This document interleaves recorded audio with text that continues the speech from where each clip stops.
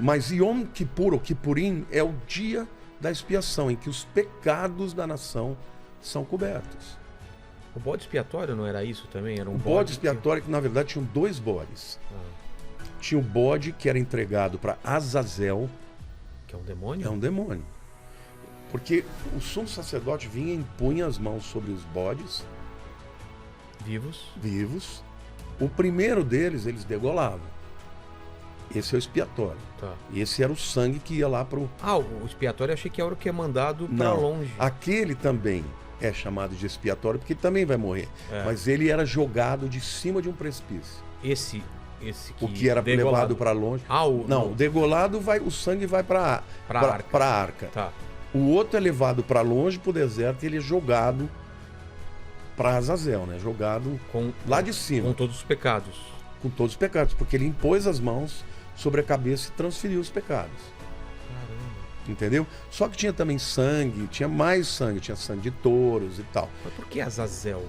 Azazel é o nome de um demônio. Então, mas era como se fosse Por quê? uma oferta para ele?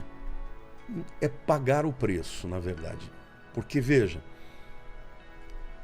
isso é uma coisa complicada, né? Porque a Bíblia diz que Jesus pagou os nossos pecados, mas pagou para quem? Para Deus. Para Deus. Mas Satanás, usando a figura vamos dizer assim, do direito, Deus é o juiz, Jesus é o advogado, Satanás é o acusador. Então, ele sempre vai usar da lei para reivindicar alguma coisa. Eu até digo, eu tenho uma frase que eu digo: Deus não faz sem fé. Se não tiver fé, é impossível agradar a Deus, Deus não vai agir. O diabo não faz se não tiver o pecado. Faz sentido. Ele precisa de um pecado. Do pecado para ter autoridade. Legalização. Para ele fazer. Então, ali não é que era pagar para Azazel, era para dizer: olha, tá pago. Tá pago. Esse inocente está morrendo pelos pecadores. Você não vai tocar nos meus filhos. Nos pecadores, porque eles estão agora libertos, né? Isso é o que é chamado a morte vicária. Vicaris, né? O vigário, né? O que é o vigário? Do latim é substituto. A gente sabe que o substituto é Jesus.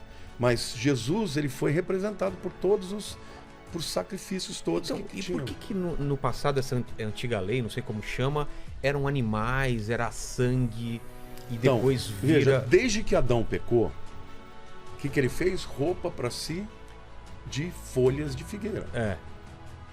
E Deus falou: não. Por que você se esconde? Ele estava com medo. E ele se sentia nu. O que Deus fez? Deus mata 2 animais e faz uma cobertura, uma roupa para eles de pele de animal. Ali é a primeira evidência de que, para que houvesse o perdão, o sangue de um inocente tinha que ser derramado. E o que cobriu os dois foi a pele de um inocente que morreu. Ali é a primeira profecia de Jesus.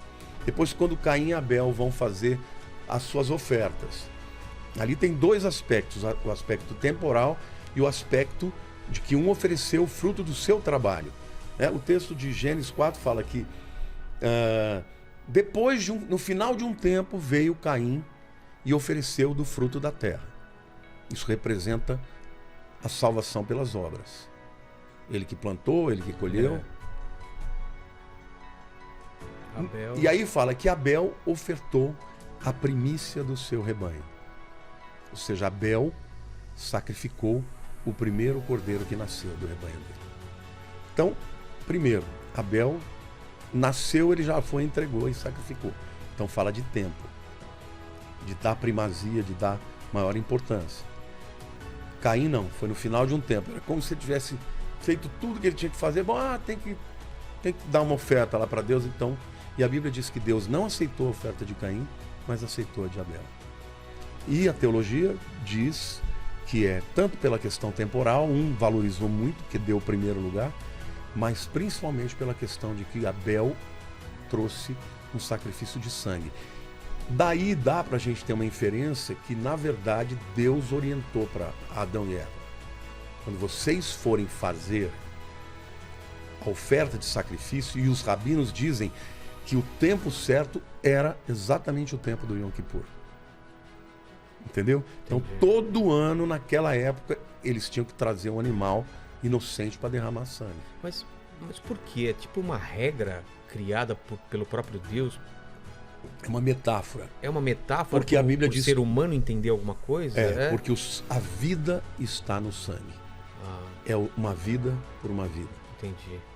Romanos diz, assim como por um só homem entrou o pecado no mundo e pelo pecado a morte, assim também pelo sacrifício de um justo veio a vida eterna para todos. Jesus é o justo que nunca pecou, que assumiu a condenação de todos os pecadores, mas ele teve que derramar o seu sangue, porque sem vida, sem sangue não tem vida. Como é que você respira? Como é que é o processo respiratório? Você respira por aqui e vai para onde? Para os teus pulmões. E o pulmão tem uma troca gasosa com o coração. Por isso que o indivíduo que passa a ter problemas sérios de, por exemplo, enfisema, problemas pulmonares, ele vira cardíaco. Porque uma coisa está ligada à outra.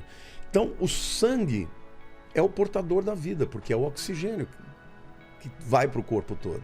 E quando Deus fala isso, ele está literalmente dizendo, porque o salário do pecado é a morte. Quando Adão, Deus falou, o dia que você comer do fruto, você vai morrer.